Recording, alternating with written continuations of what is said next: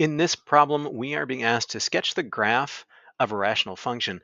And what we've got is just some information about limits. This is going to give us hints about the asymptotes. And then also a chart of values. Well, we've got 1.00 zeros on the function. And then we've got some ideas about where it's undefined, where the first and second derivative are undefined or positive or negative or zero. So just looking at this chart, what I can see, it's undefined at -3 times the square root of 3 and 3 times the square root of 3. So that's where the asymptotes, the vertical asymptotes are going to be. And then let's see, we've got a slope of 0 at the point 0, 0. So that's going to be a local max or min probably. And yeah, I think we can start with the asymptotes. Let me just look through this set of limits here. So as x approaches negative infinity, the limit is 0. So it looks like we maybe have a horizontal asymptote at 0. Let's keep reading here. Yeah, here's that asymptote at -3 times the square root of 3. So as it approaches that from the left, the limit is infinity. So it's going up, shooting up there. And from the right, negative infinity, so shooting down there.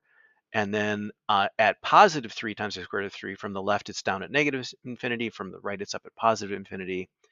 And then as x approaches positive infinity, the limit is 0. So yeah, our horizontal asymptote is 0, and our vertical asymptotes are at -3 times the square root of 3 and 3 times the square root of 3. So let's go ahead and put those in first. I think asymptotes is the place to start. So -3 times the square root of 3. All right, there's one. Let's put the other one in. +3 times the square root of 3. And let's put our horizontal asymptote in here as well. So that's going to be at y equals 0. So this is a pretty common kind of rational function. You've got behavior happening on either side and then something else going on in the middle. Let's work from the middle out because we actually have a point to plot, and it has the point 0, 0. So let's plot that first. There's points. So 0, 0. And then let's think about what's happening here around that.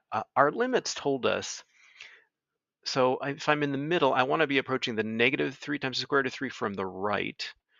And that's down at negative infinity. So on the left-hand part of the middle, it's shooting down to just negative infinity. Same on the right-hand portion. So from both directions, it's going down. So this is probably going to be like an upside down U shape there. Let's see if that fits with what we're seeing for the slopes and the concavity here. So between -3 times the square root of 3 and 0, we have a positive slope, so it's rising, and it's concave down. So positive slope, concave down. It's going to look like this. Yeah, and then we're going to have the mirror image on the other side, I'm pretty sure, but let's look at the chart again. So from 0 to 3 times the square root of 3, it's decreasing slope, decreasing function, negative slope, and concave down. So that's going to look like this. And then we see we have that slope of 0 at that local maximum. So this looks good. Let's try to get the behavior on the sides here. So from negative infinity up to -3 times the square root of 3, we have both positive for the first and second derivative. So it's going up and it's concave up. And here it's supposed to be approaching 0 as x approaches infinity. So, and as it approaches -3 times the square root of 3, the function is approaching infinity. So as it gets closer and closer to this vertical asymptote, it's shooting up. And as it gets closer and closer out towards negative infinity, it gets closer and closer to 0.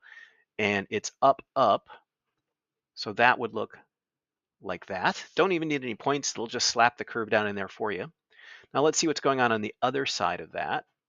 So as x approaches 3 times the square root of 3 from the right, the function is going up to infinity, okay? And as the function approaches, as x approaches infinity, the function's approaching 0.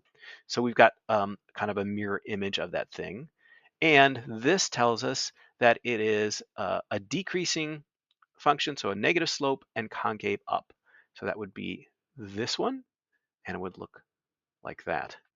So that should be our function. Let's just check and see if we got it right. Yeah, success. So that is how to do some graph sketching with a rational function.